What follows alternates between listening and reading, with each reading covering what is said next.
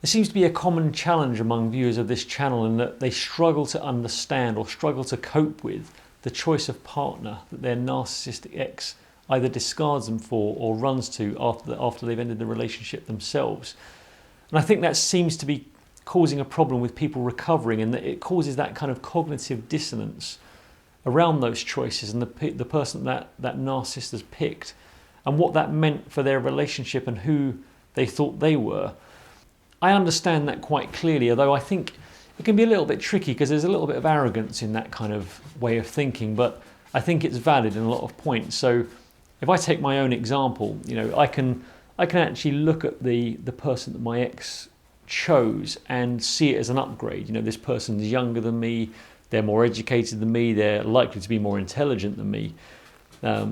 So in a lot of ways they're superior to me, and that could eat me up alive. And in my case, it was a discard, although I ultimately ended the relationship, and I don't think she wanted to leave the marriage, she just wanted everything effectively.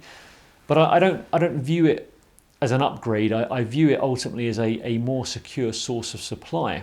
And there's a key message in there that if you're struggling to understand why your ex has picked the person they've picked, then you're probably just looking at it through the wrong lens.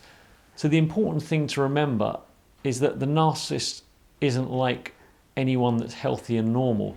A normal, healthy person looks for a partner that is a high value mate, as it were, someone of good social standing, someone who's physically attractive, someone who's intelligent, someone who's going to complement them, and I don't mean compliment in the sense of adoration, I mean complement their lifestyle, who have similar interests, someone that they could raise a family with ultimately.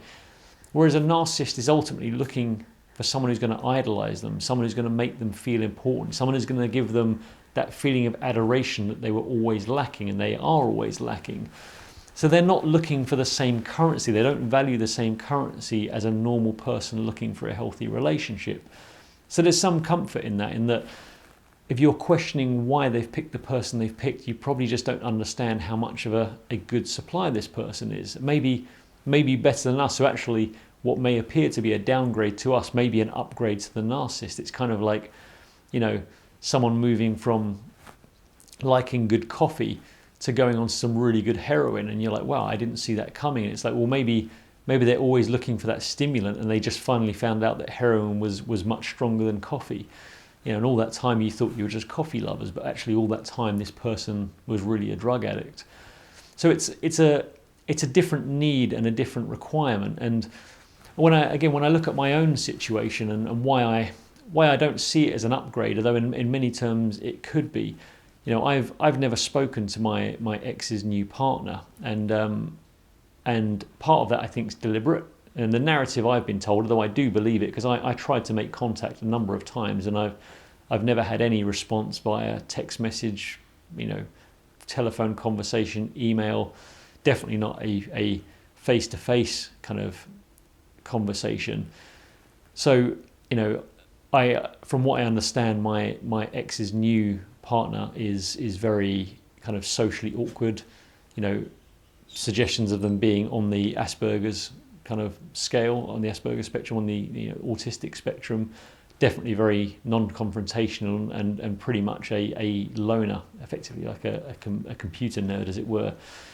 And I look at that and I think that's actually probably a much stronger source of supply. It's someone who's never going to question what my ex does. And if, I guess my message to anyone that's wondering kind of and doubting themselves as to whether they were ever good enough or this person's better than them, then the other important thing to remember is that I'd be willing to bet, as in my case, that in 99.9% of cases that the narcissist has overlapped that relationship. So their new suppliers got into a relationship with a narcissist knowing that the narcissist is in a long-term relationship. And if that's the case, then that new supply is already failing tests of codependency. They're already getting into a relationship that they know is unhealthy, but they're believing the narrative they're being told. They're already having their boundaries trampled on slightly. So the new supply is likely to be just the same as we were, just the same kind of issues as we have, maybe even more.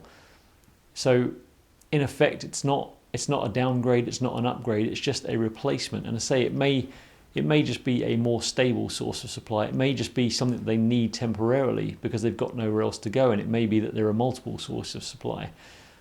But I guess don't be surprised in the choice of partner, because what your ex needs compared to what you need in a partner is just ultimately completely different, and it's not aligned, and the paths just align while the codependency and the narcissistic need are there. But as soon as that breaks, or as soon as it's a challenge, it will latch onto the next one, and the outward profile of that next supply could appear very different. Their interests could be different, their social standing could be different, but really what matters to the narcissist is what they can give them, is what energy they can give them, what adoration, how omnipotent they can make them feel. And that's really all that's important to them. So it can appear like a downgrade to us, but it can appear as an upgrade to them. And the reality is it could be a bit of both. But I don't think there's any simple answer to it. I think reality is we're just looking for different things, and we probably won't ever truly understand why they choose what they choose, other than it's what they need above all else. So if you are struggling a little bit to think about why they chose the downgrade, don't think about this person as having similar issues to us, just looking slightly different on the outside. And I guess my message would be thankful that you're out of it, even if it's painful to go through now. Be thankful for it, as difficult as it is. Pray for the person that's going through it now. When I think about the person that's with my ex, I hope their relationship's different to what ours was. I suspect it's not. And I spent 20 years, this other man now could spend the next 20 to 30 years going through it, maybe the rest of his life. And, as much as I shouldn't care, you can't help but feel like I wouldn't wish what I went through on anyone. And it's difficult to think that someone else may now be spending the rest of their life going through that same issue. But the reason I make these videos is to try and educate, try and help people build their boundaries, try and get over codependency issues.